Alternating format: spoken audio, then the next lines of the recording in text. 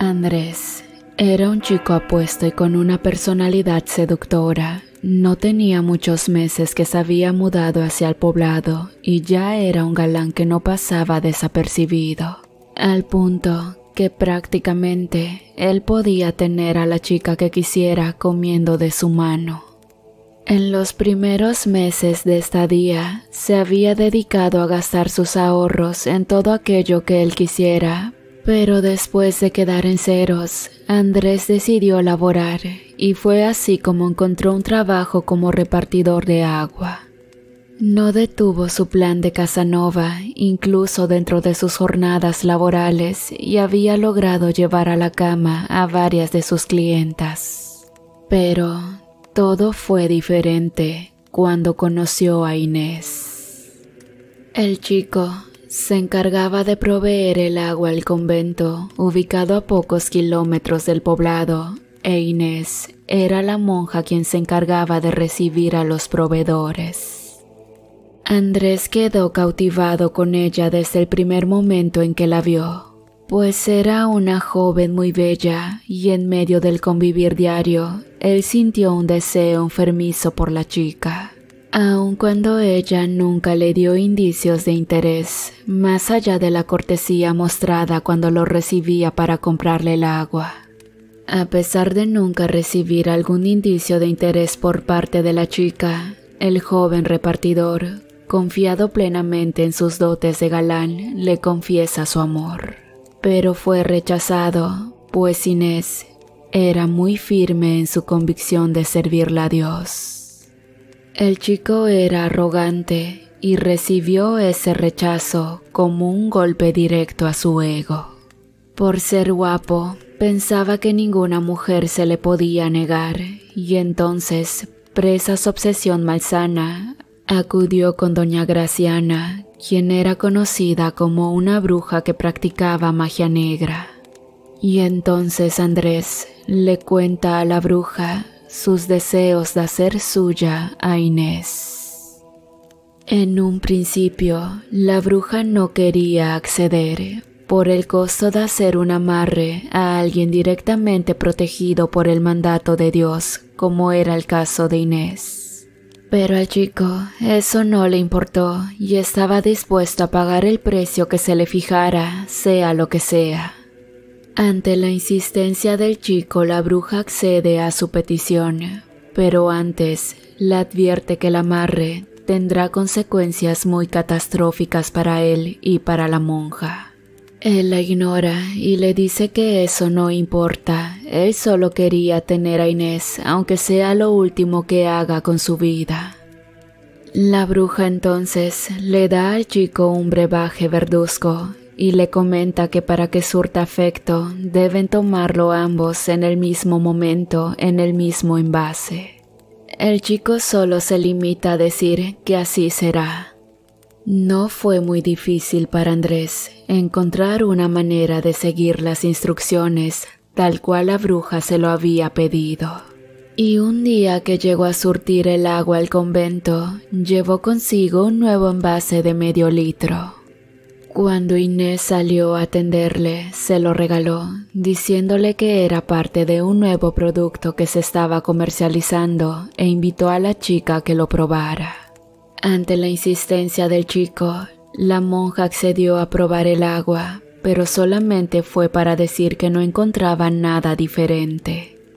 El chico le pidió que le invitara de su envase para probarlo, pues le parecía extraño que tuviera el mismo sabor. Entonces la monja amablemente le dio la botella y enseguida Andrés bebió el agua. En ese momento, la maldición de aquel amarre había iniciado. Desde ese mismo día, la joven monja comenzó a realizar inexplicablemente actos macabros en el convento. Se escapaba de madrugada para que nadie la descubra para ir a ver a Andrés. También adoptó actitudes espantosas, pues atrapaba ratas y las desollaba, al igual que gatos y lagartijas. Todo esto con la finalidad de mezclarlo con los alimentos que se cocinaban dentro del convento, pero eso no fue todo. También inició una serie de lecturas de libros satánicos impropios del convento. Y quizá la gota que derramó el vaso fue el hecho que la habían descubierto tocándose con lascivia dentro del recinto, principalmente donde se oficiaban las misas. Mientras Inés pensaba que nadie se daría cuenta de lo que hacía, todo esto era observado por la Madre Trinidad. Ella había conocido a Inés prácticamente desde que era una niña y sabía que esas actitudes no iban con los principios de la chica. Pero la madre también sabía que la única forma de saber lo que ocurría con la hermana Inés era utilizando unas técnicas que había enterrado en su pasado. Y es que Trinidad guardaba un oscuro secreto que nunca había dicho en el convento. Pues antes de jurarle devoción total a Dios como monja, ella se había dedicado a ser bruja de magia blanca como parte de la herencia cultural de su madre. Entonces, después de un gran debate espiritual, decidió retomar aquellos conocimientos con tal de ayudar a la hermana Inés. En el convento, Inés estuvo a punto de ser expulsada, pero por intercepción de la Madre Trinidad le dieron una segunda oportunidad. Pero no podían exponerse a ser juzgadas en el poblado por culpa de las malas actitudes de Inés. Mientras la chica pensaba si mediaba su actitud o prefería el libertinaje, la pusieron apartada de las demás monjas. También le confiscaron su hábito y quedó temporalmente excomulgada. Por otra parte, desde aquel día, Inés comenzó a amar perdidamente a Andrés y se entregó a él. Pero el hecho de entregar su castidad, al parecer, desató la parte más perversa del amarre, algo con lo que Andrés no contaba. Por la obsesión provocada por el amarre, Inés le hacía la vida imposible al joven, vigilándolo a todas horas, llegando al grado de agarrarse a golpes con todas aquellas chicas que solían acercarse con su apuesto marido, que era el título que ella le daba al chico. Como era de esperarse, Andrés se hartó de esta situación y decidió terminar con la chica. Inés sufrió mucho por la culminación de la relación, pero poco pudo hacer para convencer a Andrés para que siguieran juntos. La chica se rehusó a terminar con él y si bien él no aceptaba verla, ella lo espiaba, lo acosaba e incluso seguía su atosigamiento hacia toda mujer que se acercara a él. Pero ahora a un nivel extremadamente exagerado, pues se peleaba con las mujeres que tenían solamente trato laboral con él, incluso si eran de tercera edad. Otra de las consecuencias del embrujo era que a partir de que perdió su inocencia con Andrés, la joven chica sentía unas ganas inexplicables de satisfacer sus necesidades carnales. Y fue así que sin amor, y solo por la simple necesidad de satisfacción, comenzó a tener sus encuentros pasionales con cuanto hombre se le apareciera enfrente, siempre imaginando que era Andrés.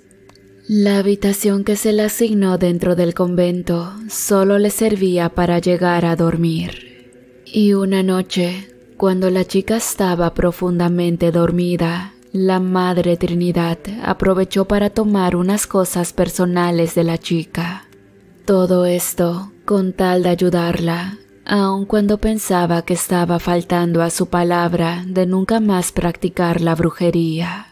Pensaba que esta ocasión ameritaba el ritual, pues se trataba de una de las mejores siervos de Dios que estaba siendo corrompida por el mal. La Madre Trinidad estaba consciente de cómo la situación de Inés había empeorado, pues ella personalmente se había encargado de recibir la gran cantidad de quejas que la gente llevaba hacia el convento. Se metió con mi marido. Me golpeó sin razón alguna. Me vigila con tal de no verme con su novio. Eran de las quejas más frecuentes que escuchaba la Madre Trinidad, prometiéndole a las personas que todo eso cambiaría. Una noche, cuando todos en el convento dormían, la Madre Trinidad comenzó su ritual y sus descubrimientos la dejaron helada, pues se dio cuenta de que alguien había estado trabajando a Inés. Desde aquel día le insinuó a Inés que todo lo que le pasaba podría ser producto de algún trabajo de magia negra.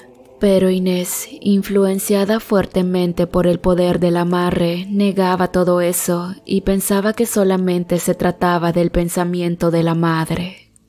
Y muy al contrario, le proponía que se uniera a ella, que salieran a vivir la vida con excesos de placeres, de dicha y de felicidad.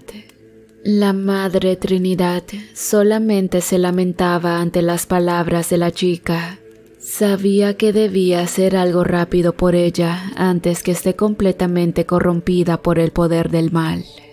Entonces, consciente de que por voluntad propia la chica no iba a querer someterse a una reparación espiritual, la madre, en su papel de bruja de magia blanca, diario esperaba que todos en el convento estuvieran dormidos y acudía a la habitación de Inés. Primero, se aseguraba que se encuentre profundamente dormida y aprovechando la situación, le realizaba rituales de sanación. Dichos rituales poco a poco comenzaron a surtir efecto y la joven Inés, quien para ese entonces se autonombraba como pecadora y promiscua, comenzó a recuperarse. Lentamente volvía por días a ser la misma mujer entregada al convento de siempre. Sin embargo, esto aún no estaba completado, pues los días que no era la hermana Inés, de nueva cuenta era la Inés de todos. Salía a vigilar a Andrés, a reclamarle a toda mujer que tuviera contacto con él y a encontrar placer con cualquier hombre que se encontrara por su camino. Por su parte, Andrés comenzaba a ser víctima de su propia brujería, pues como resultado del acoso de Inés lo habían corrido del trabajo. Después de ello, Andrés anduvo por diferentes trabajos, pero en todos era el mismo resultado. Al no poder vivir más esta situación, el chico acudió muy arrepentido con la bruja y ofreció pagarle lo que fuera necesario con tal de revertir aquel hechizo. La bruja, al escucharlo, comenzó a reír maliciosamente y le dijo: «Te lo advertí, la brujería no es un juego, perdón por la palabra, pero mucha gente pendeja como tú acude conmigo pensando que todo esto es un juego que pueden hacer y deshacer. Pero no, papito, estás muy equivocado y solo me queda decirte que ya te chingaste para toda la vida. Y este tipo de amarres tan fuertes te dura lo que te dura una vida y una muerte. Y ahora lárgate de mi vista antes que yo conjure algo peor para ti». El chico salió del sitio severamente aterrado. Ahora ya no sabía qué hacer con aquella maldición que él mismo había desatado. Y no comprendía del todo por qué la bruja le había dicho que su hechizo le duraba tanto en vida así como en la muerte. Pero bueno, en muy poco tiempo, de forma trágica, estaría por comprender las palabras de la bruja. La desdicha del joven para nada mejoró, y muy al contrario, todo fue empeorando al grado de quedarse sin un sitio digno para vivir. El casero que le rentaba la habitación en la que se hospedaba no pudo aguantarle más después de varios meses de rentas vencidas. Y a pesar de que el joven le imploraba que lo esperara un poco más, bajo la promesa de que apenas encontrara trabajo, lo primero que haría era pagarle, el casero lo echó del lugar. Ahora Andrés, en un abrir y cerrar de ojos, se volvió un hombre de situación de calle. Su belleza se marchitaba poco a poco debido a la suciedad en la que vivía.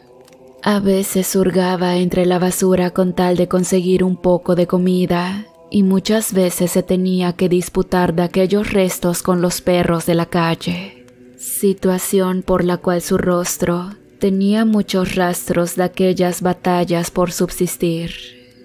Mordidas, raspadas, sin duda, ya no era aquel joven apuesto y egocéntrico que había llegado al pueblo hace algunos meses.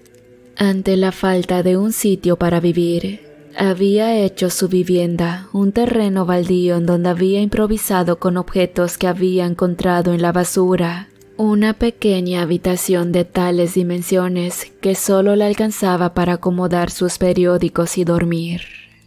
Inés, aun siendo la mujer en la que se había convertido, le llevaba comida que robaba del convento. Pero sus apariciones con el chico de poco a poco comenzaron a ser cada vez más escasas, pues al estar recuperándose cada vez recaía menos. En el convento, todos eran felices con el regreso de Inés. Ahora era la joven de conducta incuestionable que fue antes de ser víctima de la brujería. Y en aquel sitio nadie sospechaba que la Madre Trinidad, quien era una bruja retirada, había sido la causante de la recuperación de Inés. La madre tampoco estaba dispuesta a hablar de ello con nadie, mucho menos con la propia Inés. Además, le gustaba escuchar cómo todos atribuían directamente la recuperación de la chica a los múltiples rezos que le dedicaban a diario. Al recuperar su personalidad, la joven monja no recordaba nada de lo que había ocurrido y decidieron dentro del convento que nadie le diría todo lo que había pasado. Como parte del plan de esconderle todo lo ocurrido, a la chica la mantenían retenida amablemente dentro del recinto y no la dejaban salir por ningún motivo. Sin embargo, la chica no estaba contenta con esa situación, pues aunque fuera de vez en cuando, quería salir a respirar el aire del poblado, hacer mandados, observar gente y sentirse útil. Desafortunadamente, aquel día llegó. La chica, sabiendo que el convento necesitaba de frutas y verduras, tomó el dinero sin permiso y se dirigió hacia el mercado con toda la alegría de sentirse útil y al fin poder salir de su encierro. No obstante, el resultado fue catastrófico.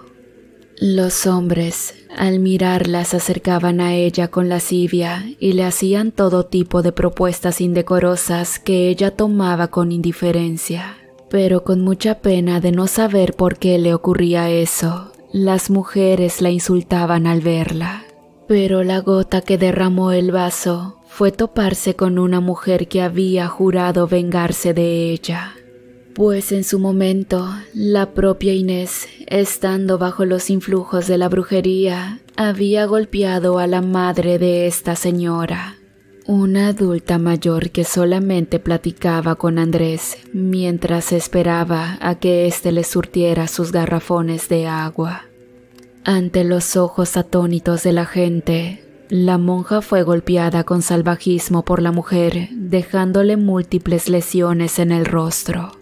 La poca gente que sintió pena por la chica, al ver que ésta era golpeada sin defenderse y solo lloraba y clamaba por ayuda, se decidió por rescatarla de esa mujer que la golpeaba sin parar como poseída por el demonio. Acto seguido, la trasladaron hacia el convento. Las monjas, al ver a la hermana Inés, se quedaron atónitas y lloraron al ver el grado de saña y brutalidad con la que la chica había sido golpeada. No entendían cómo un alma tan pura como la de Inés había podido recibir ese severo castigo. Solamente la Madre Trinidad, quien lloraba sin parar, sabía de todo lo anterior que Inés había realizado. No justificaba la violencia, pero sabía que tarde o temprano algo así podía pasar, y era por ello que la madre había dado la orden de que no la dejaran salir. Un médico acudió al recinto de Dios para valorar a la chica, y después de realizar las curaciones con urgencia, comentó que la vida de la chica no corría peligro. Pero eso sí, las heridas demorarían en sanarse por completo, pues tenía varios huesos rotos y múltiples fracturas. Cuando la joven se recuperó, la Madre Trinidad se armó de valor y estaba dispuesta a hablar con ella, pues sabía que debía contarle todo lo que había ocurrido. De esa manera ya no la expondría más y haría que la chica tuviera precaución, sobre todo en momentos de salir a la calle. Y es por ello que una noche, estando a solas, la Madre Trinidad le contó a la hermana Inés todo lo que había sido de ella en su pasado. Le contó de sus múltiples peleas golpeando a las mujeres sin importar la edad, siendo muchas veces desde abuelitas hasta adolescentes que no rebasaban los 15 años. También le contó acerca de sus encuentros íntimos con una infinidad de hombres de todo tipo, que abarcaban desde el hombre más respetable del pueblo hasta los múltiples vagabundos. Inés no podía creer lo que la madre le contaba. Ella simplemente se echó a llorar amargamente y sintió cómo la vida se le derrumbaba. Le dolía hasta el fondo del alma que por un tiempo sin motivo y sin estar consciente, había realizado todos los pecados. A pesar de mirar el sufrimiento de la chica, la Madre Trinidad aún tenía algo más que decirle. Por un momento dudó en hacerlo, pero sabía que dentro de sus votos había jurado nunca mentir y mucho menos a una chica como Inés. Así que decidió confesar un mal que superaba lo que hasta ahora la chica sabía. Inés, aún hay algo que debo confesarte y espero que lo tomes de la manera más tranquila dentro de lo que cabe.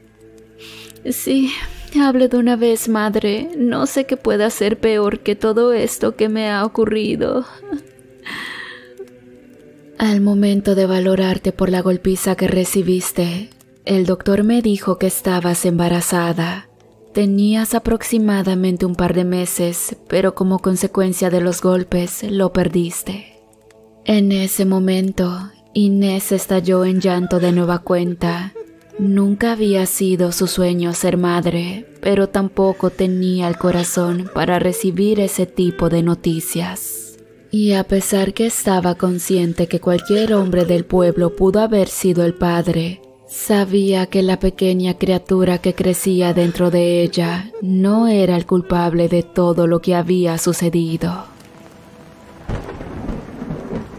A unos kilómetros del convento, un torrencial aguacero azotaba violentamente el poblado, y para muchos esta tormenta no podía pasar desapercibida, sobre todo para aquellos en condición de calle como lo estaba Andrés. Los vientos huracanados habían volado por completo los cartones, bolsas y demás basura con la que había formado su humilde choza, y para poder esconderse, se había cubierto con algunas bolsas de plástico que logró atrapar antes que el viento se lo llevara. Mientras se encontraba acostado en posición fetal sobre la maleza y apenas cubierto por un par de bolsas que no ayudaban en nada, Andrés lloraba y pensaba en lo feliz que era hasta antes que Inés haya aparecido en su vida. Muy fiel en su personalidad narcisista, en ningún momento pensó que todo aquello se trataba del fruto de haber invocado energías diabólicas que así como dan, también quitan. Su mente solo pensaba que Inés había sido la causante de todo y que ella había traído la desgracia. Luego de meditarlo tanto, al fin se encontraba decidido, y solo era cuestión de que la tormenta acabara para que ponga a andar su plan. Ir al convento a asesinar a Inés para que él pudiera liberarse de su maldición. A partir de ese momento, la idea de acabar con la chica no salía de la mente desquiciada del joven vagabundo, y era tanto su deseo de llevarlo a cabo que divagaba pensando en las maneras más crueles de cometer su crimen, al igual que imaginaba en todo lo que haría una vez que se encuentre libre. Encontraría un trabajo, se hospedaría en un lugar mejor que la posilga de donde lo corrieron y tendría a la mujer que quisiera. Al fin la tormenta cesó y dentro de sus delirios había quedado dormido. seguramente soñando con alguna mujer o con ser el mismo hombre guapo que siempre había sido. Cuando despertó, lo primero que hizo fue tomar el viejo cuchillo oxidado que había encontrado unos días antes entre la basura. Lo escondió entre sus ropas, luego salió del baldío con decisión y caminó firmemente hasta donde se encontraba el convento. Andrés llegó al convento casi al oscurecer, brincó sin problema al muro del sitio y se escabulló entre los árboles del jardín. Desde la lejanía, observó que había más movimiento de lo normal. No obstante, eso no impediría que lleve a cabo su plan. Andrés al fin logró llegar a las puertas del recinto y cuando desesperadamente trataba de abrirlas, fue descubierto y encarado por la Madre Trinidad, la cual tenía los ojos rojos e hinchados, indicio de que había llorado por horas. «¿Y tú? ¿Quién eres y qué buscas aquí? Lo siento, pero no llegaste en buen momento para que podamos atenderte, así que te pido por Dios que te retires». El hombre ni siquiera se inmutó al escuchar a la monja y le contestó con bravura: «Lo siento, madrecita, pero no mire de aquí hasta que yo pueda hablar con Inés». La respuesta del hombre hizo alterar a la madre y le contestó con gritos: «¿Qué es lo que le quieres? Eso no te va a ser posible». «Claro que me será posible, madrecita, aunque sea en contra de la voluntad de cualquiera de ustedes». Y al tiempo que pronunciaba esas palabras, el joven sacó su cuchillo amenazando a la Madre Trinidad. Sin embargo, la mujer no tuvo temor a la amenaza del hombre y se acercó a él para decirle: «¿Quién te crees para amenazarme en mi casa, en la propia casa de nuestro Creador?». Y posteriormente le lanzó una bofetada al hombre, mismo que entre su debilidad y por el poder del golpe soltó el cuchillo. «Pero, ¿cómo se atreve, vieja loca?», respondió Andrés, teniendo aquel insulto como su única arma en ese momento. «En primer lugar, nunca te vuelvas a asomar por estos sitios. Creo saber quién eres, y tú, un ser del mal, no tiene cabida en este bastión sagrado.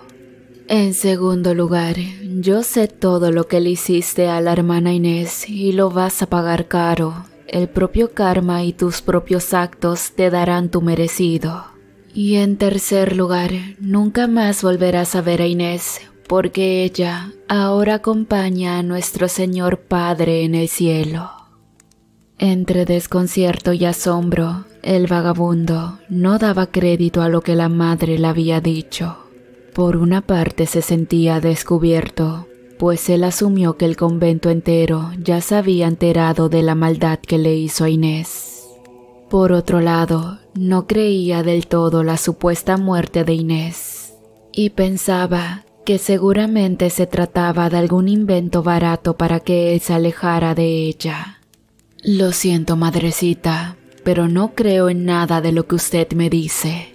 La madre, completamente harta de tener que lidiar con el hombre que trajo tormento a la vida de una bella persona como Inés y también a la tranquilidad del convento, ordenó que le abrieran las puertas de aquel santuario y luego le pidió a Andrés que la siguiera. Ambos se dirigieron a la cámara principal donde se oficiaba una misa.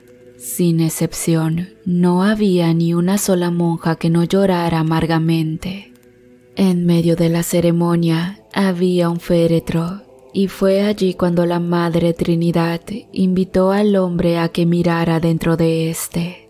Tambaleándose, el hombre caminó hacia el ataúd y ante su sorpresa vio el rostro pálido de Inés, la cual tenía el rostro de ángel que siempre la había caracterizado, pero a pesar de su maquillaje, aún mostraba las marcas de los golpes que había recibido.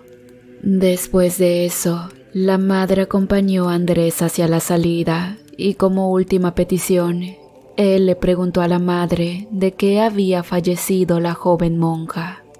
No estás en condición de pedir peticiones, pero Inés se quitó la vida.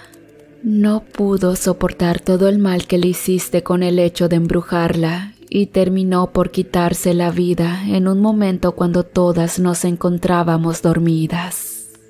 Ahora sí, vete y nunca más aparezcas a este sitio o llamaré a la policía y contaré todo lo que hiciste. Al escuchar esa historia, el vagabundo se puso contento y corrió con las pocas energías que aún le quedaban hacia la puerta del convento y salió gritando en señal de triunfo. Una vez más, ocurrían las cosas como él se lo había propuesto, o al menos eso era lo que él pensaba, pues en ese momento no recordaba las palabras que la bruja le había pronunciado. Este amarre te acompañará durante la vida y también durante la muerte. Desde el día que Inés falleció y hasta hoy en día que les cuento esta historia, no ha habido un solo día que el espíritu de la mujer no atormente al ahora ya viejo Andrés, y vaya que tal cual fue dicho por la Madre Trinidad, ahora el vagabundo está pagando por todo lo que cosechó. Es muy común escucharlo pasar por las calles gritando que una monja lo persigue o diciendo que unos gusanos viven en su cara. Es por ello que siempre se hace cortes en el rostro, razón por la cual está totalmente desfigurado, no siendo la sombra del galán que fue de joven antes de su desgracia.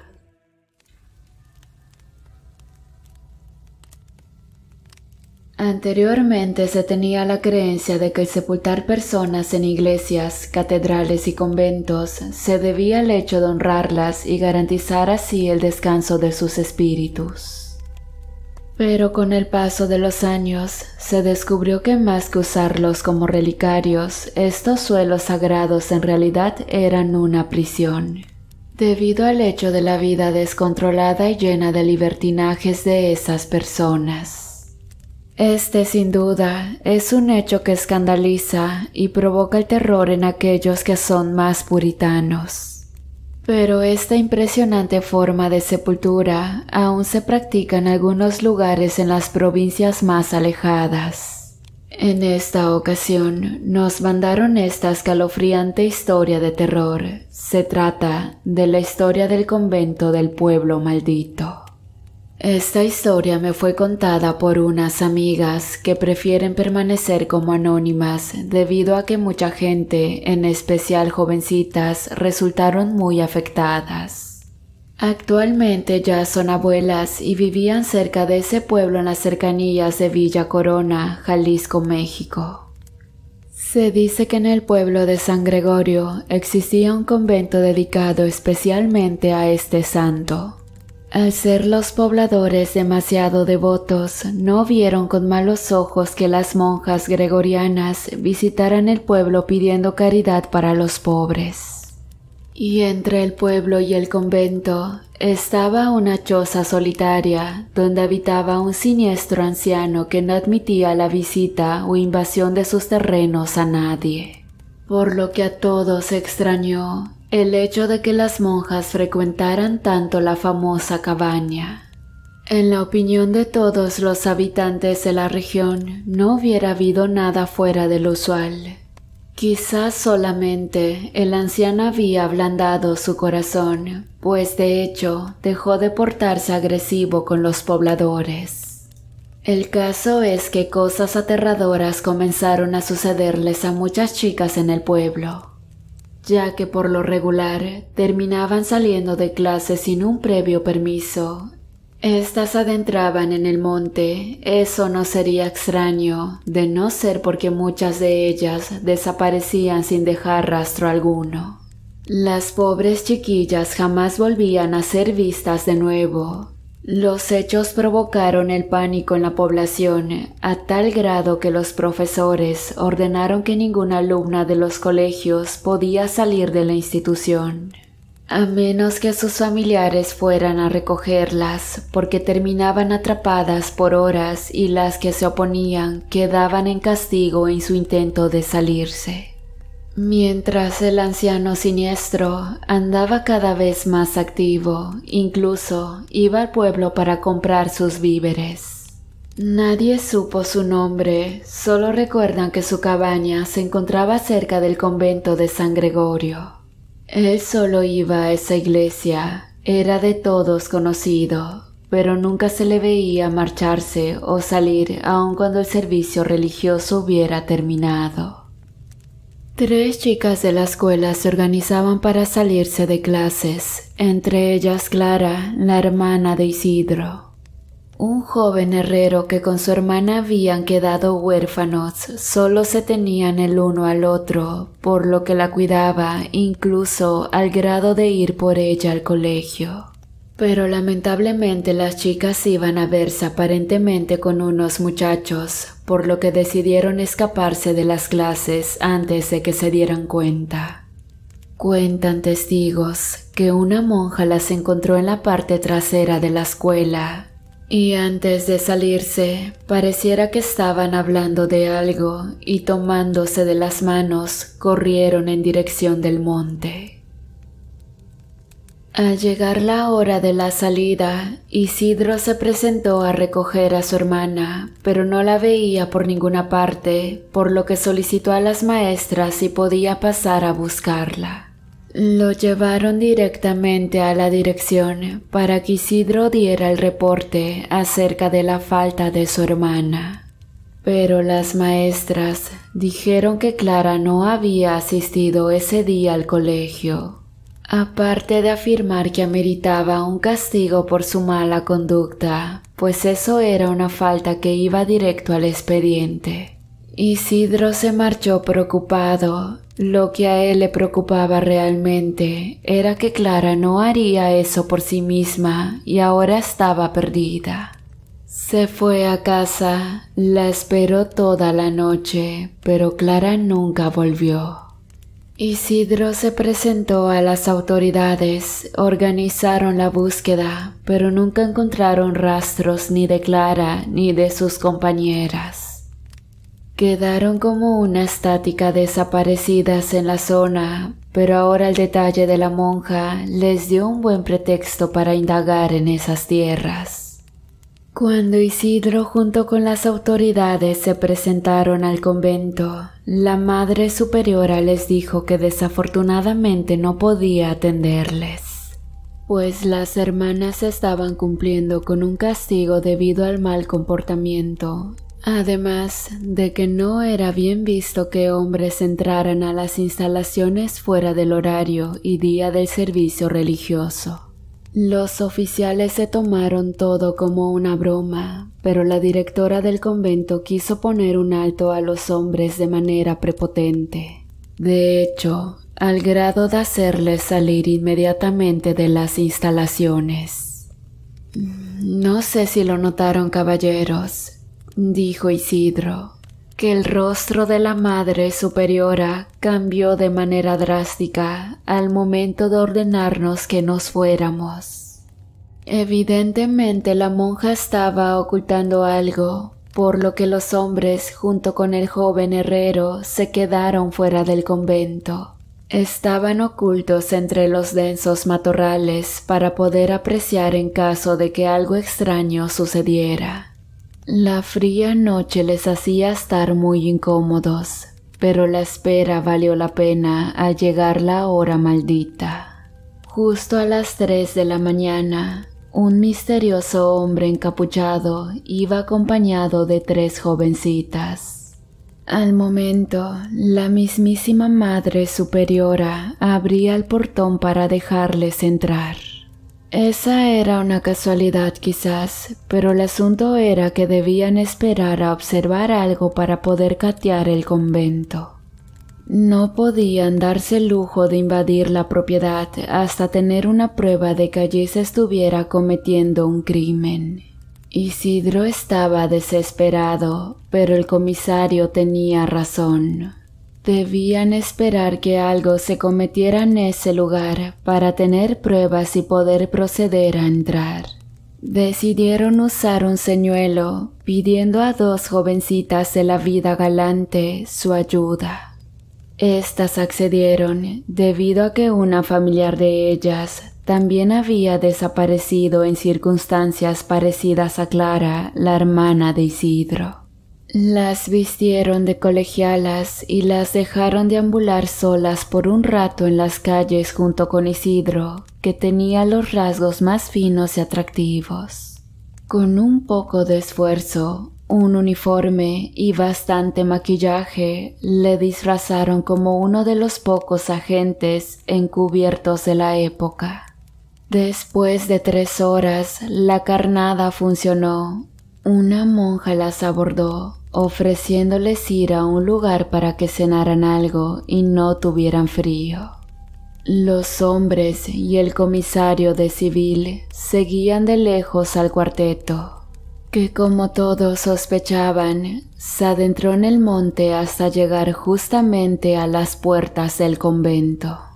Y tal como pensaron, les llevaron a un lugar donde les dieron de comer y una bebida que evidentemente contenía alguna especie de droga, la cual Isidro no bebió, pero fingió el desmayo para poder llegar al fondo de este asunto. El comisario le había dado un arma de bolsillo, un puñal y un silbato en caso de que las cosas se pusieran feas. Y fingiendo estar aún desmayado, lo colocaron en una tarima junto a sus compañeras a las que ya estaban encadenando.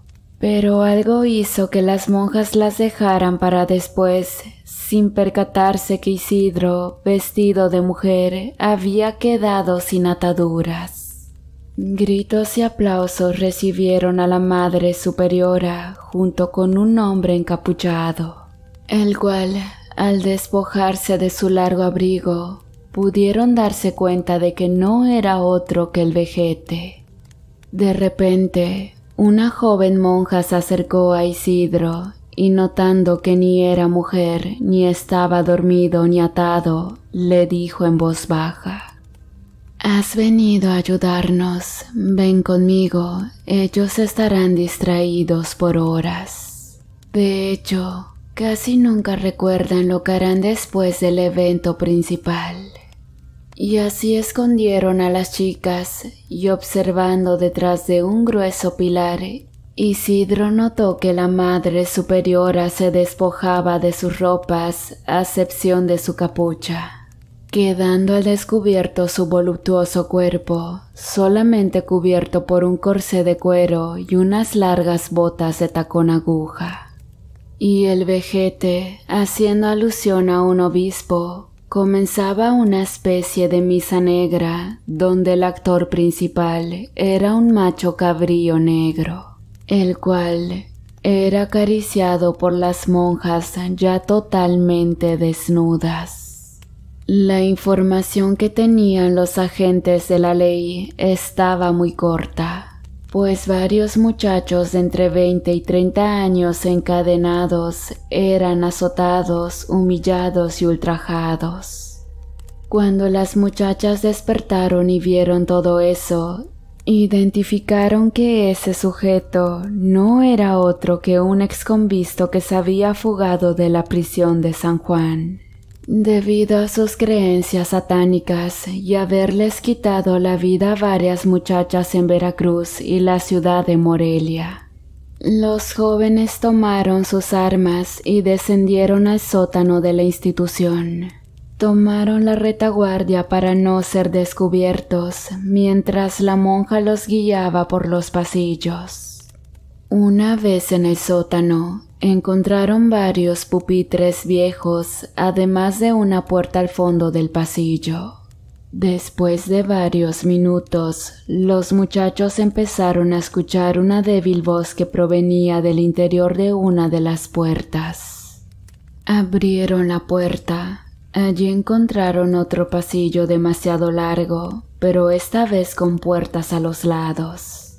Al final de dicho pasillo se encontraron una monja de espaldas, pareciera que la habían torturado al grado de la locura.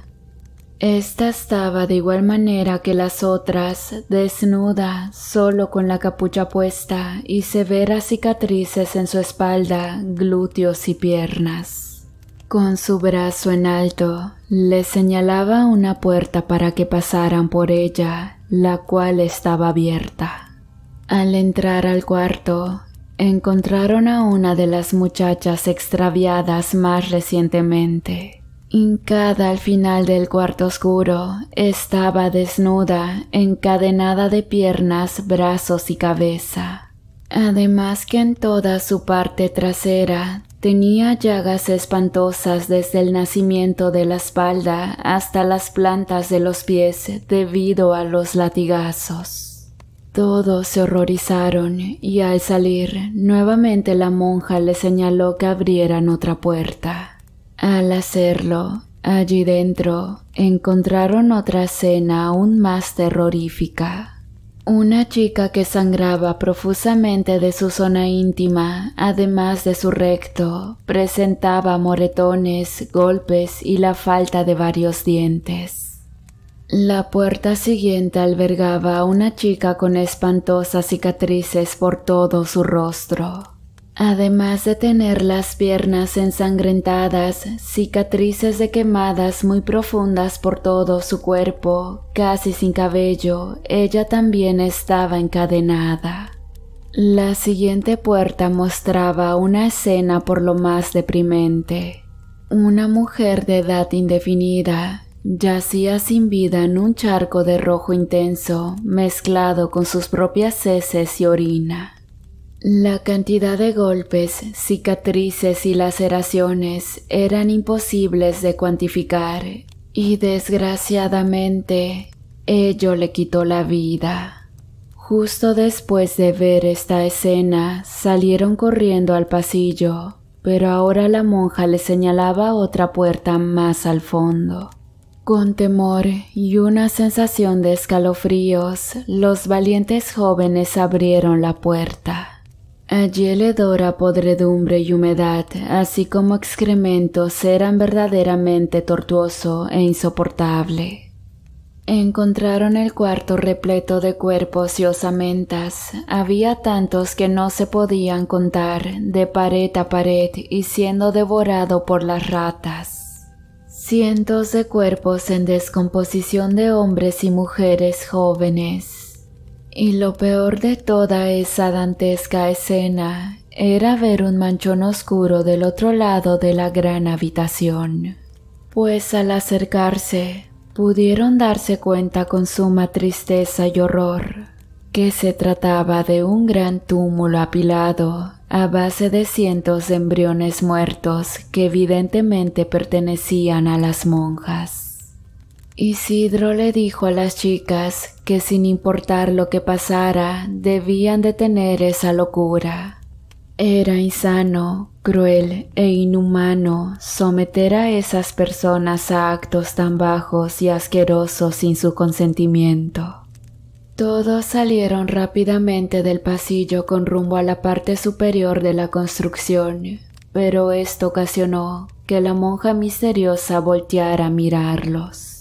Quedaron aterrorizados al ver el deplorable estado de la mujer, pues al parecer la habían extirpado los senos, y su rostro carecía totalmente de piel, de músculo y nervio, estaba casi en los huesos literalmente, y asimismo le habían extraído los ojos. Lo que hacía parecer que la monja estuviese siempre llorando gruesas lágrimas de sangre. Los muchachos retrocedieron, pero al darse cuenta de su presencia, ésta soltó un grito aterrador, cosa que hizo que los jóvenes salieran disparados rumbo a la parte superior nuevamente. Al ingresar nuevamente al sótano, inmediatamente Isidro buscó la manera de sacar a las muchachas sin ser vistas, mientras él y la joven monja distraerían a los participantes de la espantosa orgía a modo de dejar entrar al comisario y sus hombres. Realizaron ruidos con varios trastes y utensilios para que los participantes vieran en su dirección, logrando así que sus compañeras salieran por la puerta principal. Mientras las chicas corrían entre los matorrales, lloraban de una gran impotencia y horror al ver presenciado semejantes atrocidades en ese maldito lugar. Finalmente llegaron a salvo donde el comisario y sus hombres se esperaban, preguntando por qué no usó el silbato Isidro. Allí narraron con lujo de detalles todos los hechos que hicieron estremecer y enfurecer a todos los oficiales, pues más de uno había perdido una hija, una sobrina o una hermana en esos hechos. Las chicas también explicaron acerca de las jovencitas que tenían presas en el pasillo oculto del sótano, para que también a ellas las ayudasen a salir de ese terror en el que estaban viviendo todo tipo de ultrajes y torturas. Una vez que las dejaron salir de su brutal e infame prisión, las chicas y algunos agentes quedaron cuidándolas. Ya reunidos, la monja e Isidro informaron al comisario sobre todo cuanto pasaba allá dentro. Prepararon sus armas y se alistaron para entrar en acción. Al instante, el jefe policíaco con paso firme y actitud marcial se hizo presente en el centro del salón, donde la escena pareciera sacada del infierno de Dante y una mezcla de lo peor del Marqués de Sade. Las lascivas mujeres estaban como hipnotizadas y totalmente fuera de sí, abusando de los hombres. El comisario con voz firme pidió que se entregasen, pues estaban rodeados y quedarían a disposición de las autoridades.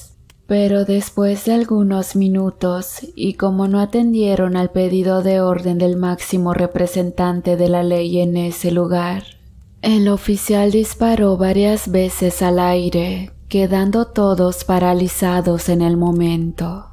El viejo detuvo su asquerosa diversión para insultar y burlarse de lo que había escuchado en la cara del comisario, quien fruncía las cejas y apretaba el puño que aseguraba su arma. El viejo encaró al agente del orden, manifestando que nadie podía detener la voluntad de Satán, y que si bien ahora estaba rodeado, no tendrían oportunidad en él. Los oficiales cortaron cartucho de sus armas y al momento, el anciano, que se veía decrépito y acabado, se arrojó ferozmente a atacar a los oficiales, peleando como lo haría una fiera salvaje, ágil, veloz y muy fuerte para su edad. Los ojos aterrados del comisario se transformaron en odio al observar las grotescas y denigrantes escenas a las que los jovencitos eran obligados a participar. Por lo que, siendo un tirador experto, afinó su puntería, centró al viejo, lo cual le hizo acertarle un tiro en la cabeza.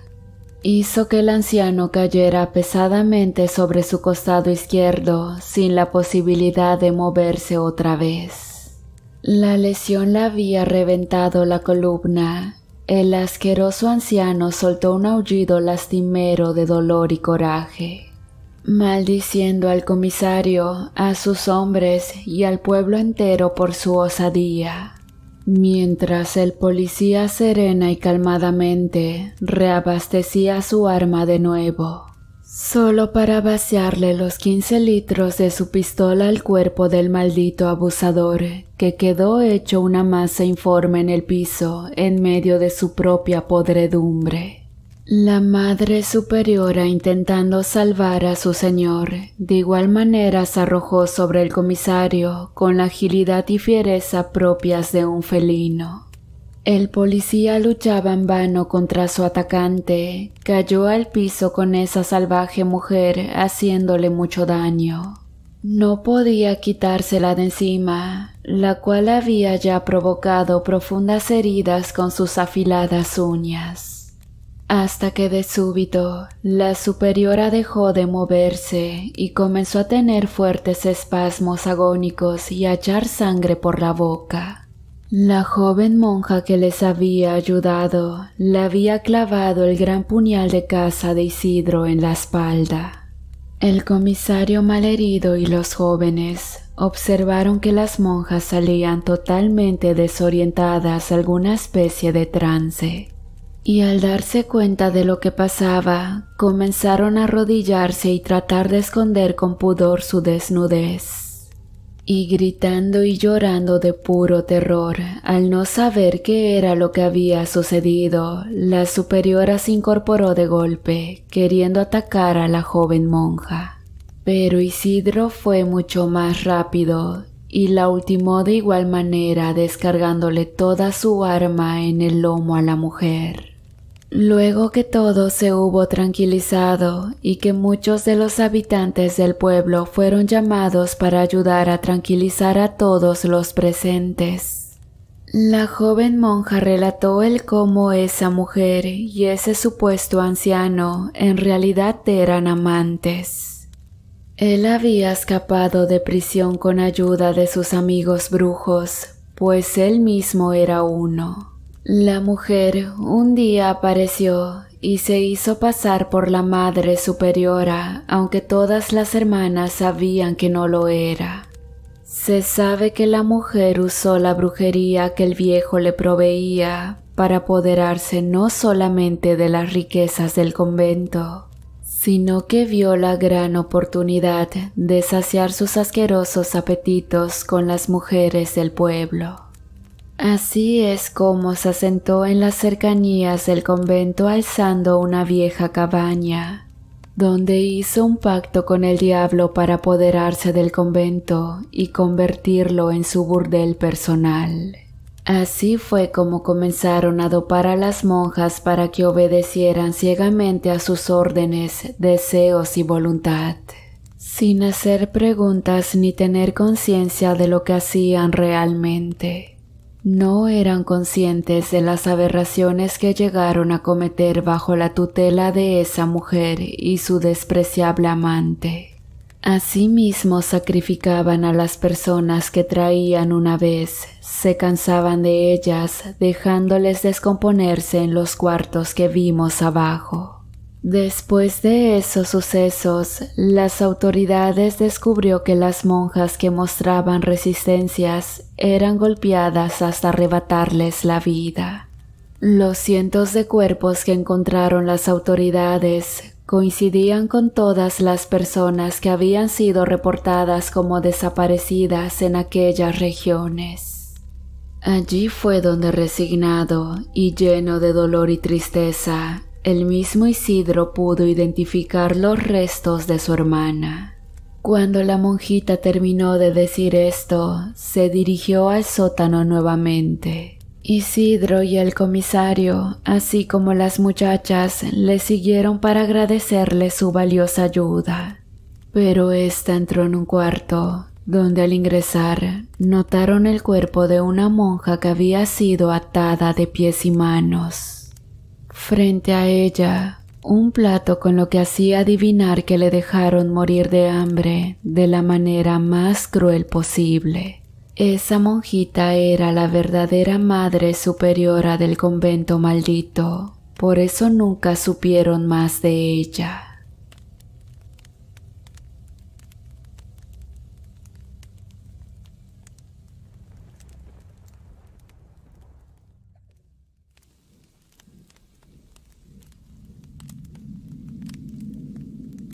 El tan ansiado día había llegado. Al fin nos iríamos de excursión con mis compañeros de grado. Estaba tan emocionado que no había pegado un solo ojo en toda la noche. Solo esperaba deseoso que el reloj despertador sonara marcando la hora señalada. Recuerdo que el amanecer se veía algo nuboso, mientras en el aire se percibía una suave brisa que soplaba del norte, lo que presagiaba una jornada cálida y calurosa, clima ideal para pasar el fin de semana en la costa entrerriana. Villa Urquiza fue el lugar elegido, y si bien lo había visitado por decenas de veces, en esta ocasión sería diferente. Pues allí estaría rodeado de mis mejores amigos y sobre todo lejos de la molesta tutela de mis padres, lo que en el fondo realmente me aliviaba. El trayecto no fue muy extenso. Entre paradas y la prudente velocidad del micro, tardamos menos de 2 horas en llegar. Sin embargo, íbamos muy alocados, cantando y saltando sin descanso, tan así que nuestro profesor en más de una ocasión nos mandó a sentarnos. Pero era tan energético nuestro torbellino que finalmente se dio por vencido. Y bien, cerca de las 9 de la mañana arribamos en la zona de campamentos. Como éramos 9 varones y 13 niñas, dividimos los grupos en integrantes del mismo sexo. Por ejemplo, a mí me tocó acampar con Martín, Claudio, Fabián, Ramiro y el profesor Saúl. Lo que nos amargó un poco la travesía, pues solo queríamos ser niños en nuestra tienda. No obstante, el primer día nos pasamos la mañana entera armando las carpas de campaña. Pero esa misma tarde nos fuimos de excursión por la vieja capilla y el sendero de los árboles, los cuales, al ser tan grandes, formaban un túnel de ramas y hojas en sus copas, siendo este un pintoresco ingreso desde la zona de Balsas. Lo único malo era que por desgracia habíamos pasado todo el primer día sin visitar el atractivo principal de Villa Urquiza, su maravillosa playa. La jornada siguiente nos despertamos muy temprano en la mañana, pues iríamos a conocer el Colegio de la Providencia, un histórico establecimiento fundado a finales de 1800. El lugar, el cual en esta actualidad pertenecía a la Congregación de Hermanas Franciscanas, funcionaba como escuela primaria y hogar para niños, por lo que al mediodía el almuerzo sería compartido con aquellos chicos. Reconozco que nos divertimos bastante, pues allí había una granja de animales, un sembradío repleto de plantas y hasta una canchita de fútbol. Pese a ello, muy en el fondo, sabía que el día se encaminaba nuevamente a estar perdido, pues la negativa de no visitar la playa realmente me estaba frustrando. Sin embargo, esa misma velada, luego de cenar y contar historias alrededor de una fogata, todos los chicos nos fuimos a dormir a las carpas, a excepción del profesor Saúl, quien pasada la medianoche se dirigió a la costa a probar suerte con las cañas. Entonces fue allí que me di cuenta de mi única oportunidad. Por ende, lentamente abrí el cierre de entrada a la tienda y en total silencio escapé del lugar. Al salir, observé en la lejanía a mi profesor pescando y comencé a caminar en dirección opuesta a él, o sea, directo hacia la playa. Continué haciéndolo por algunos minutos, hasta finalmente llegar al monumento del estibador. Frente a él podía verse el viejo muelle y en uno de sus bancos, sentada, se encontraba una joven monja. Sinceramente me sorprendí al observar, si bien vestía igual que las hermanas franciscanas de la congregación, me resultaba extraño verla en tempranas horas de la madrugada.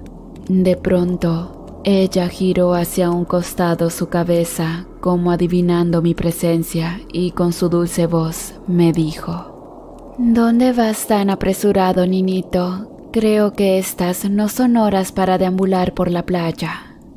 Al oírla quedé paralizado, más por vergüenza que por otra cosa, pues al ver con claridad su rostro, pude darme cuenta que se trataba de una monja muy joven.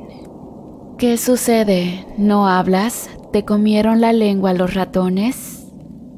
«No, no es eso. Sucede que no pensé hallar a alguien por aquí a estas horas. Disculpe, madre». «No me digas así, pues aún sigo siendo novicia. Mi nombre es Margaret. ¿Tú quién eres?» Me llamo Samuel, vengo junto al alumnado del Colegio Don Bosco de Paraná. Hoy fuimos a su escuela, aunque no recuerdo haberla visto. ¿En serio? Es que no siempre estoy en la Providencia. A veces me asignan tareas de faxina en el convento, pues como verás, soy la más jovencita de las franciscanas.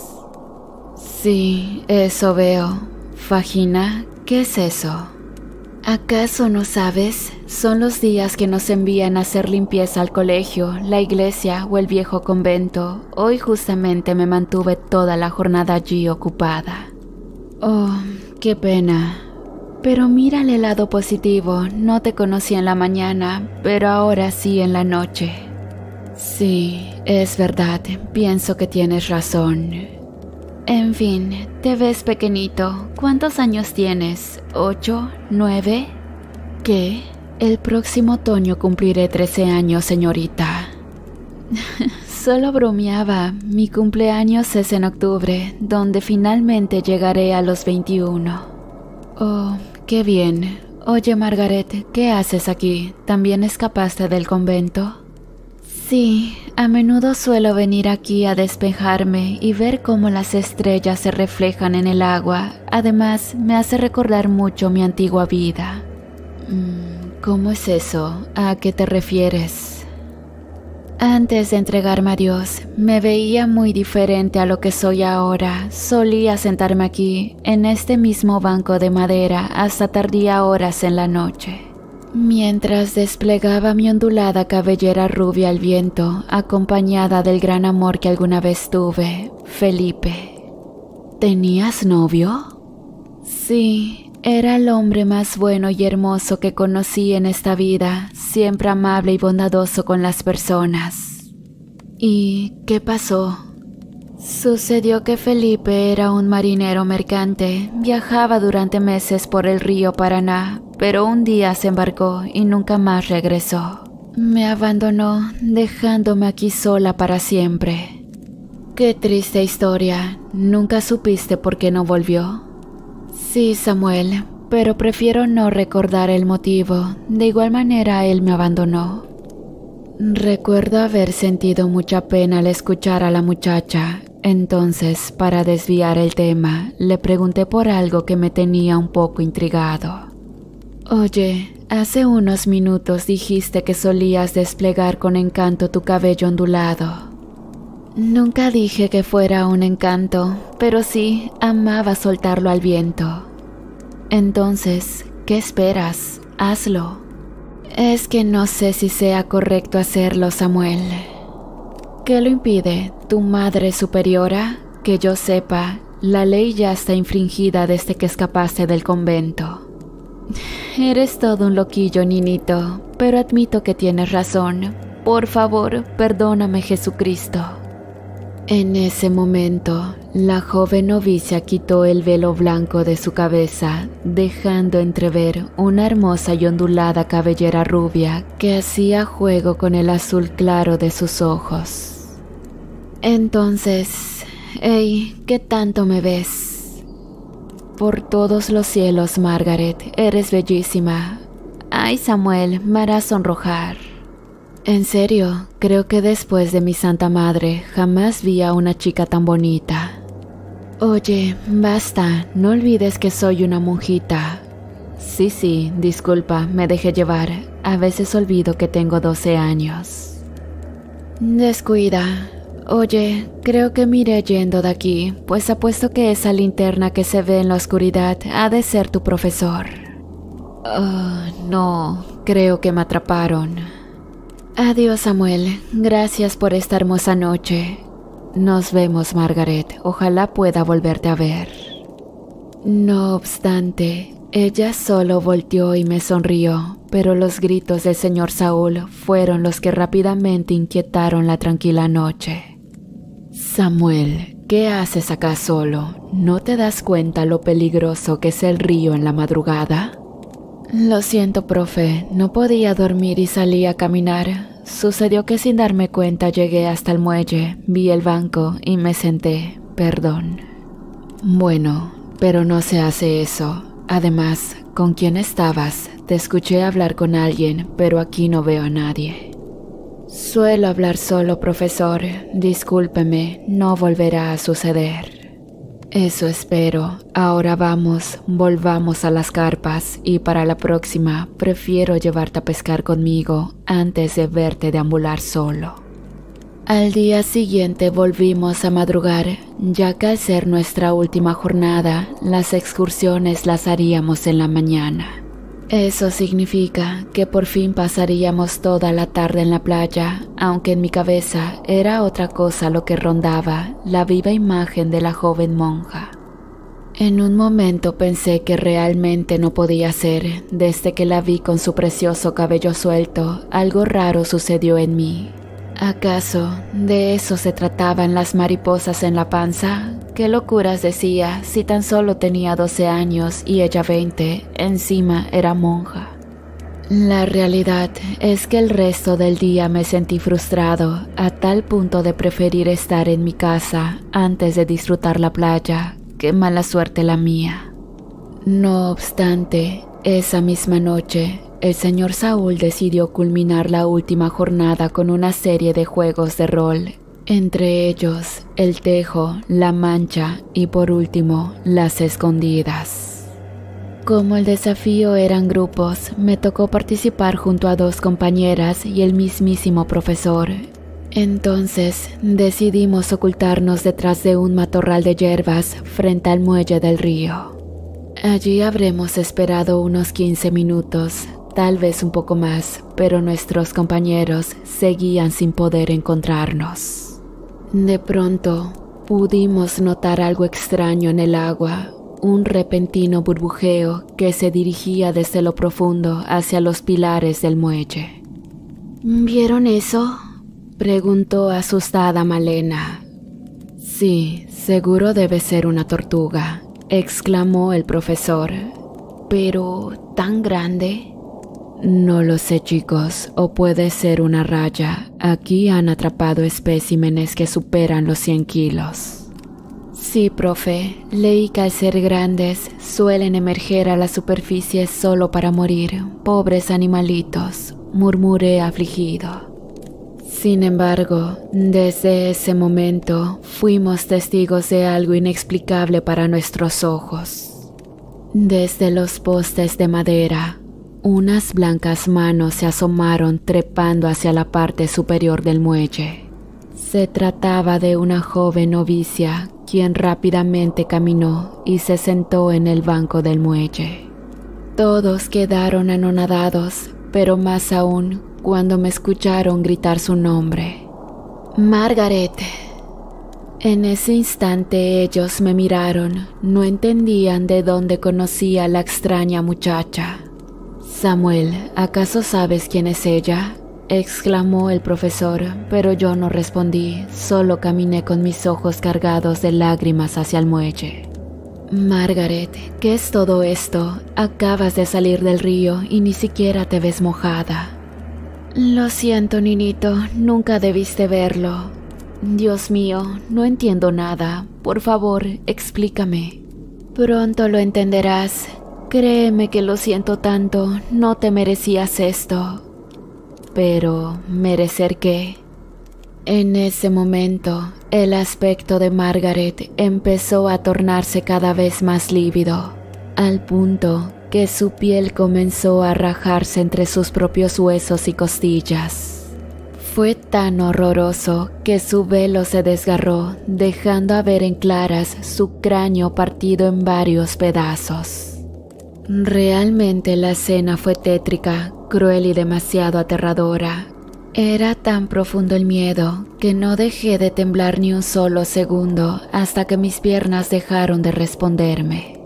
No obstante, el esqueleto de Margaret comenzó a caminar tambaleante en dirección a la playa, dejando marcadas sus cadavéricas huellas en la húmeda arena. Parecía una escena de terror verla ingresar lentamente al agua y perderse en la misma inmensidad del río. Luego de ello, un silencio sepulcral invadió la soledad del muelle y solo el llanto asolador de mis compañeras rompió ese triste sigilo. Todo era angustia, temor y tristeza. Ni siquiera el profesor Saúl podía explicar, mucho menos entender lo que habíamos vivido. Aquella velada regresamos cabizbajos al campamento. Ni siquiera pegamos un solo ojo en toda la noche, solo nos mantuvimos despiertos avivando la fogata. Y a decir verdad, los 4 tomamos la decisión de guardar aquel secreto por muchos años, los que fueran necesarios para superarlo. Fue así que después de 10 años, regresamos a Villa Urquiza, visitamos el antiguo convento, donde descubrimos que Margaret era una joven novicia descendiente de alemanes. Nació en un humilde rancho a la vera del Paraná y desde niña tuvo una infancia muy difícil. Perdió a su madre siendo muy joven y desde entonces decidió hacerse cargo de sus 8 hermanos. Al cumplir 15 años, conoció a Felipe Borbón, un muchacho fortachón que acababa de mudarse a la villa desde San Fernando. El problema fue que Felipe, al ser marinero, se mantenía meses y meses navegando en el río. Eso ponía muy triste a Margaret y muchas veces la deprimía. No obstante, una noche, el muchacho debió partir hacia Buenos Aires, un viaje que no sería muy extenso, por lo que volvería en menos de 10 días. Margaret, de igual manera, se sintió afligida, pero no tanto como en otras ocasiones, pues este sería la última travesía de su futuro marido. Pues al regresar, no solo se unirían en matrimonio, sino que Felipe dejaría el río para trabajar en la estancia de un millonario ganadero. Sin embargo, la malicia comenzó a acechar en la vida de Margaret, pues al parecer su prima Rosenda también estaba interesada en su amado Felipe. Entonces, la misma noche que él zarpó, Rosenda escribió una carta con puño y letra a su prima, donde no solo inventaba un falso romance, sino que le hacía creer que los amantes habían escapado juntos en el barco. Margaret enloqueció, pues ella y Rosenda eran como hermanas. Pese a ello, tenía esperanza que su novio regresara, pero eso jamás sucedió. Deprimida y con una tristeza desesperante, la muchacha se entregó ante Dios al unirse a las hermanas franciscanas. Pero tan solo una noche duró su amor por el Señor, pues esa misma velada, desde el dormitorio, escuchó la potente cavitación de un buque. Agobiada, salió corriendo del convento, directo hacia el muelle, y al ir acercándose a él, observó en el horizonte las luces de una enorme embarcación. Margaret pensó que se trataba de su amado, y con el afán por llegar a la barandilla del puerto, tropezó y golpeó su cabeza contra la dura madera del embarcadero, cayendo finalmente desvanecida al agua. Pese a ello, de nada sirvieron los intentos de un joven pescador en rescatarla, pues la muchacha fue succionada por las corrientes internas del bravo río Paraná y desde entonces nunca más pudieron encontrarla. No obstante, lo más triste fue que en aquella embarcación no regresaba su joven amado. Se trataba de un barco militar, el cual traía consigo la penosa noticia del hundimiento de un carguero en medio del río de la Plata, el mismo buque en el que semanas atrás había zarpado un tal Felipe Borbón.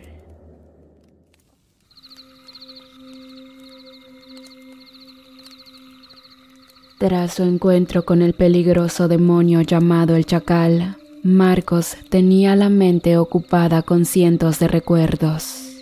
Especialmente recordaba seguido la pérdida de Ofelia, su esposa.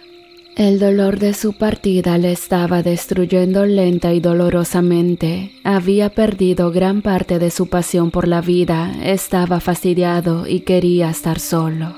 Sin embargo, no podía dejar de pensar en el peligro que se aproximaba, pues tenía un mal presentimiento acerca de algo muy malo próximo a ocurrir.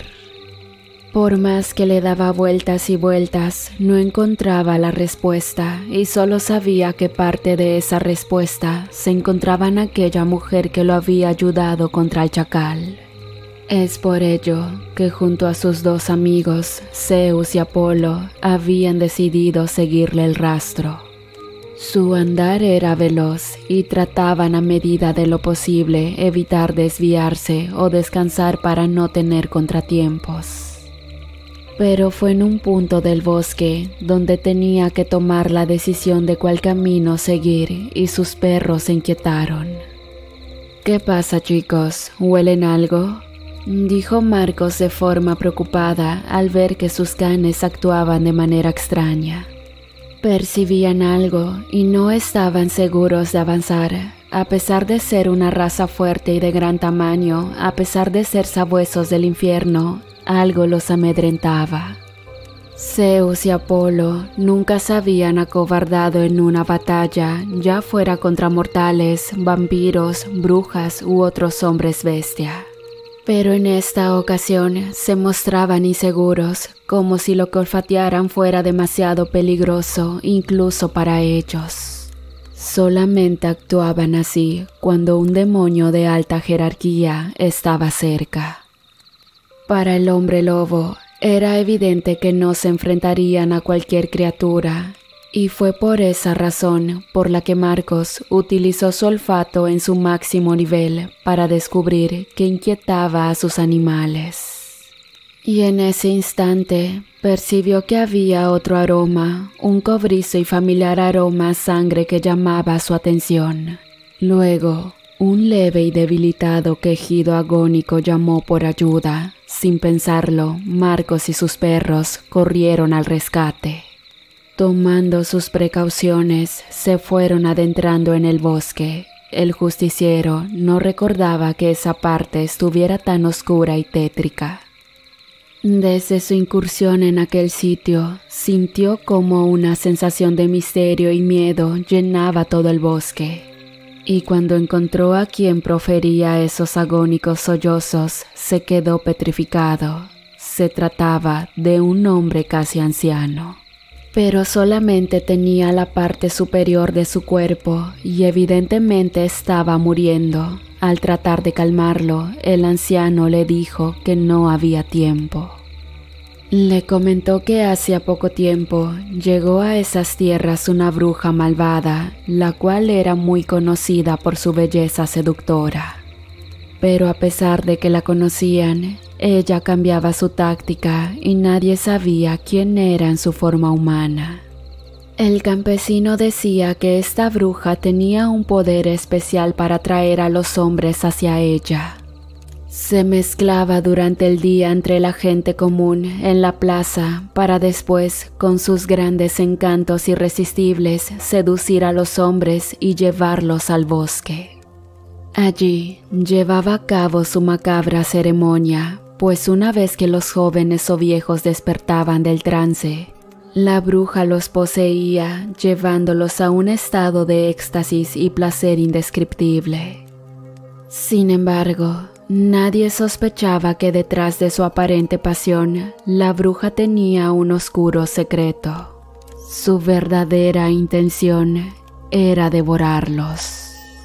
Con cada encuentro pasional e íntimo, la bruja no solo se alimentaba de la energía vital de sus víctimas, robándoles la juventud y la vitalidad, sino que al finalizar su ritual de fertilidad, literalmente se transformaba en una espantosa ave para devorar sus cuerpos.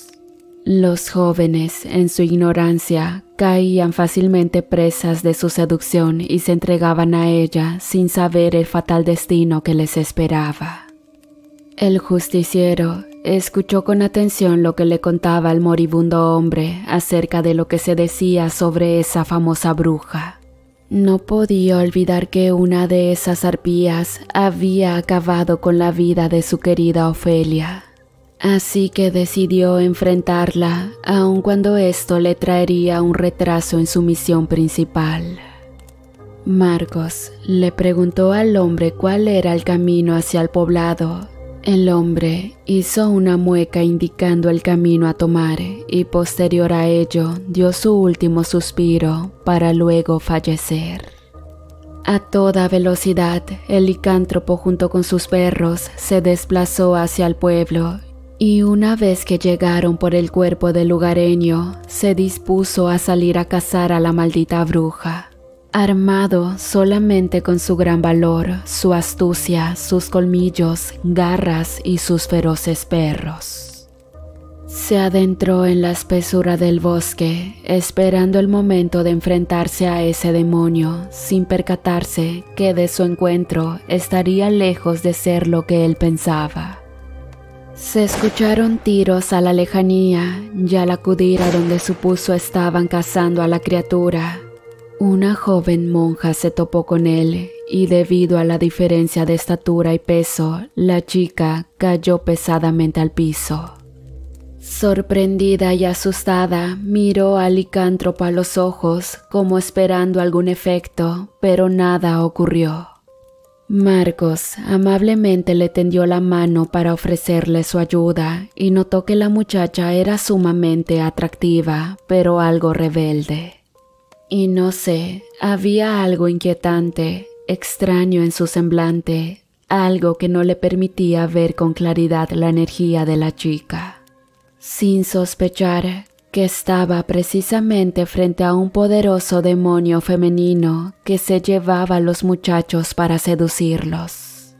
Era la misma bestia que luego saciaba su hambre violentamente devorando los cuerpos de ellos, el mismo demonio femenino seductor y devorador de hombres con que se había topado el pobre anciano que vio en la mañana morir. La chica miró fijamente a Marcos nuevamente, como sospechando que aquel atractivo hombre tampoco era lo que parecía en realidad. Pero justo en ese momento, los ladridos desesperados de sus perros y el alboroto de la gente hicieron que Marcos volteara a ver. Y en un instante después, la muchacha había desaparecido. El contingente de cazadores informaron a Marcos acerca de la supuesta chica. Se trataba de la misma bruja. Dijeron que existen diversas historias sobre demonios y criaturas malévolas que seducen a los hombres para luego devorarlos en sus guaridas en la espesura de las matas. El viejo había advertido a Marcos antes de morir acerca de los peligros de dejarse llevar por las tentaciones y los deseos desenfrenados. Pues dijo que nada era como parecía, pues la bruja se disfrazaba de una chica llena de virtud y nobleza, pero con una figura seductora y encantadora que atrae fácilmente a los hombres hacia ella. Marcos se separó de los cazadores con sus perros, sabiendo que de esa manera abarcarían más terreno. No podía sacar de su mente a la joven monja. A pesar de su belleza, a Marcos le causó cierto sentimiento de rechazo. Un repelús que no le gustaba para nada. Repentinamente, sus pensamientos se vieron interrumpidos por los gritos de una mujer a lo lejos. Este corrió a toda velocidad en forma de media bestia para no levantar sospechas y no despojarse totalmente de sus ropas. Con esa bestia suelta en el bosque, no debía despertar más pánico del que ya había. Al llegar, vio que se trataba de una mujer mayor, que le comunicó al justiciero que una criatura espantosa se había llevado a sus hijos. Pero estos no se trataban de niños, sino de dos muchachos. La señora le dijo a Marcos que estos habían ido a cortar leña y una misteriosa joven comenzó a platicar con ellos, para posteriormente ser alertada por los gritos y ver a esa horrenda ave cargando con suma facilidad ambos cuerpos y llevándoselos lejos. Marcos estaba sumamente confundido. En su mente reinaba el caos. Tenía una lucha interna entre la tentación y la razón. y la importancia de mantenerse alerta y resistir las influencias negativas de esa bruja si quería evitar que siguiera asesinando a los hombres. Marcos le dijo a la mujer que haría lo posible por recuperar a sus hijos y siguió corriendo junto con sus canes para darle alcance a aquella arpía. Pero este recorrido no sería para nada fácil, pues mientras más adentraba en el bosque siguiendo el rastro de su presa, las energías e influencias negativas que desprendía ese diabólico ser lo estaban llevando por un camino oscuro. Después de caminar un trecho largo y difícil, encontró una dantesca escena, pues vio cómo la bruja se devoraba a sus víctimas masculinas como si de dos conejos indefensos se tratase. A pesar de que los perros se lanzaron al ataque, de inmediato, esta logró escapar dando enormes saltos entre las copas de los árboles. Al poco rato, un grupo de cazadores llegaron, evidentemente cansados y con las caras largas. Sobre todo, cuando Marcos les dijo que estuvo cerca de atrapar a la bruja, pero extendiendo sus portentosas alas, se había escapado. Los hombres, de forma lamentable, le conversaban al licántropo que desde la llegada de esa bruja, un pánico sin precedentes aquejaba al poblado.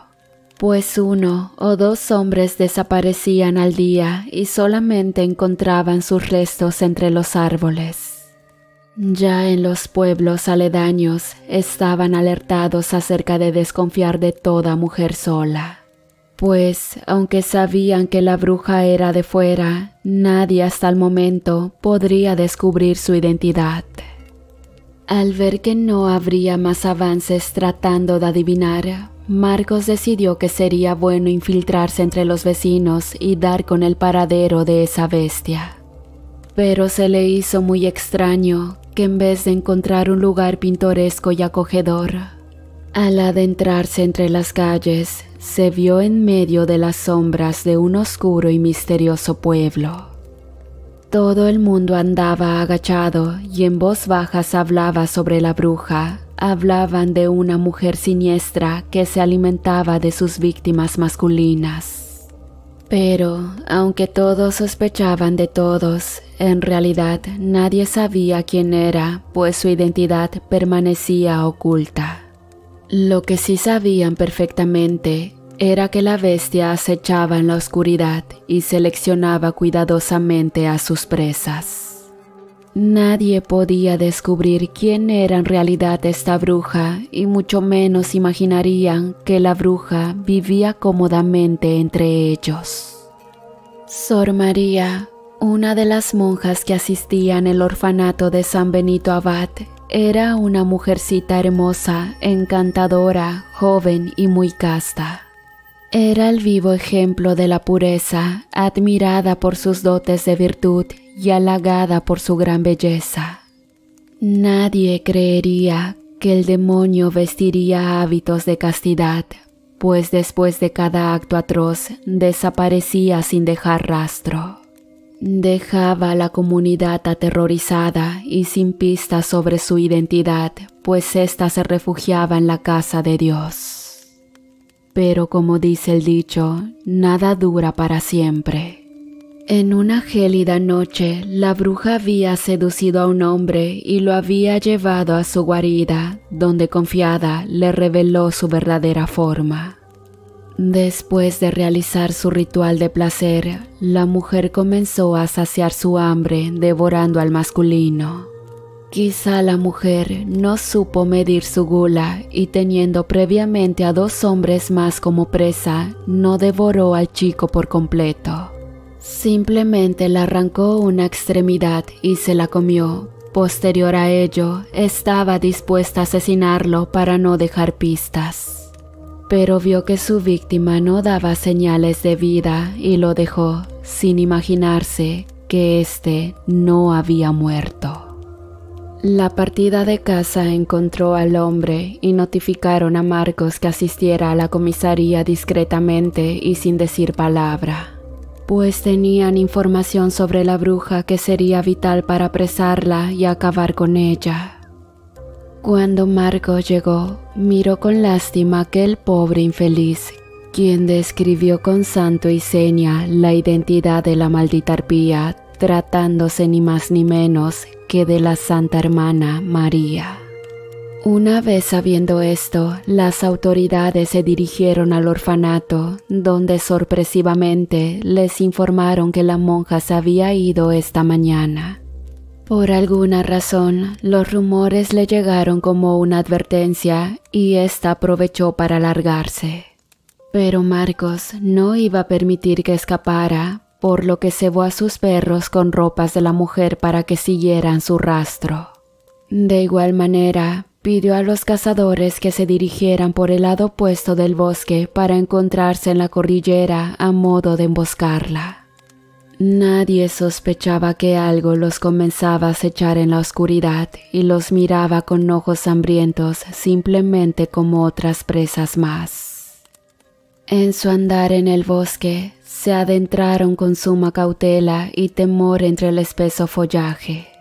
Marcos, acompañado de sus 2 fieles perros, aceptó el desafío de parar a la bruja y poner fin a su reinado de terror. Mientras Zeus y Apolo, sus fieles perros, leales y valientes, lo acompañaban en cada paso del camino. Después de días de búsqueda exhaustiva, el cazador finalmente encontró la guarida de la bruja y se escondió en las sombras. Observando cómo la bruja salía de su escondite para buscar su próxima presa. Ya no usaba sus hábitos de monja. María ahora lucía tenebrosa con el cabello suelto, ojos brillantes y poderosas garras afiladas. Además de unas grasientas par de alas y sus patas como de ave rapaz. Marcos esperó el momento adecuado y con una gran habilidad disparó una flecha directo al corazón de la bruja. La flecha estaba preparada con veneno de acónito, un ingrediente especial que habría matado a cualquier otra bruja. Pero a María solamente la debilitó y redujo su poder. Un graznido espeluznante se escuchó por todo el bosque. María estaba furiosa. A medida que intentaba recuperarse, Zeus y Apolo se abalanzaron sobre ella, mordiéndola y tratando de mantenerla inmovilizada. Marcos se acercó con determinación para acabarla y María intentó usar su hechizo de amor con el Lycan. Pero Marcos no fue seducido por su belleza y la desafió. Una feroz batalla se desató entre el lobo y la bruja, quien con una gran fortaleza había logrado zafarse del asedio de los perros. Con cada golpe, la arpía hacía retumbar el poderoso cuerpo del hombre lobo. A pesar de su delicada forma y diminuto tamaño, su fuerza bruta era similar al del hombre lobo. De repente, se escuchó un graznido desgarrador que resonaba en el aire. A pesar de tener la apariencia de una hermosa mujer con alas de águila, era conocida por su poder y su capacidad para controlar el viento y las tormentas. Marcos era conocido por su fuerza sobrenatural y su habilidad como hombre lobo eran legendarias. La pelea hacía retumbar el bosque ante los brutales encontronazos de las 2 poderosas bestias, ya que eran enemigos naturales. El hombre lobo y la arpía, enfrascados en una batalla épica. María voló haciendo perder el control al lobo, clavándole profundamente las garras en los hombros, haciendo que Marcos aullara de dolor. Esto lo enfureció. Pero ella llevaba la ventaja por ser más ligera, pero igualmente fuerte. Marcos arremetió apoyándose en los troncos de los árboles y atacó valientemente contra las fuerzas sobrenaturales de la bruja. Y mientras Zeus y Apolo trataban de sujetar nuevamente a la bruja, fueron lanzados hacia el acantilado. A medida que la batalla se intensificaba, se dieron cuenta de que el odio natural era cada vez más fuerte y arremetían con todas sus fuerzas. La descomunal fuerza con que ambos atacaban cimbraba los árboles y sacudía las rocas. A Marcos poco le importaba su integridad. Él era un defensor de los inocentes y siempre estaba dispuesto a luchar contra las fuerzas del mal. Eso era lo que Ofelia admiraba y amaba de él, y el recuerdo de su amada era lo que impulsaba a Marcos a no rendirse jamás. Pero a pesar de su gran destreza y experiencia en la batalla, un certero golpe dejó a Marcos gravemente herido. Las garras de María habían asestado un golpe mortal. Sus heridas eran profundas y sangrantes, pero su determinación no se debilitó. A pesar del intenso dolor, se levantó una y otra vez, luchando con una ferocidad inigualable. Cuando llegaron los cazadores, se dieron cuenta de la valentía y sacrificio de Marcos. A medida que la batalla llegaba a su punto culminante, Marcos encontró la fuerza para dar su último y poderoso golpe contra María. Haciendo uso de todo su poder, aplastó a María con un golpe de sus 2 puños cerrados como martillos. La bruja agonizaba sangrante y totalmente destrozada por el monstruoso y brutal ataque de Lycan. De ninguna manera podía haber resistido el mortal embate. Marcos también respiraba con dificultad. Y a pesar del grave daño, la bruja logró atrapar una de las patas del hombre lobo, haciéndolo aullar del intenso dolor. Finalmente a Marcos no le quedó más remedio que atrapar el cuello de la bruja arpía entre sus poderosas fauces. Con todas sus fuerzas apretaba para intentar asfixiarla, pero María seguía dando batalla. No iba a vender barata su vida y hundió su otra garra en el cuello del justiciero. Nadie dejaba de apretar con todas sus fuerzas y las lágrimas de desesperación, esas que salen cuando tu vida está en juego y haces uso hasta de su última gota de aliento, orgullo y fuerza para sobrevivir, no se hicieron esperar. Estaban trenzados como solo las verdaderas bestias que se detestan a muerte pueden hacerlo. El sentido abandonaba lentamente a Marcos, pero un flachazo le hizo repentinamente pensar en su amada Ofelia, en su triste despedida y en que ella le había encomendado el cuidado de sus hijos y del pueblo entero. Y luego de un poderoso gruñido, las mandíbulas de Marcos no solo aplastaron la garganta de María, sino que le arrancaron la cabeza desde el nacimiento del cuello.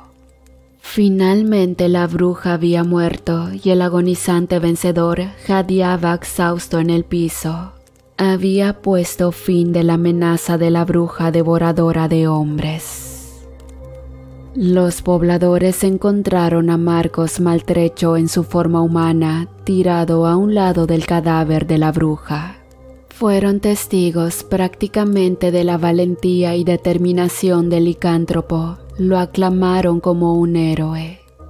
Fue llevado en los hombros por las calles hasta la clínica rural, mientras la gente lanzaba vítores y aplausos en su honor.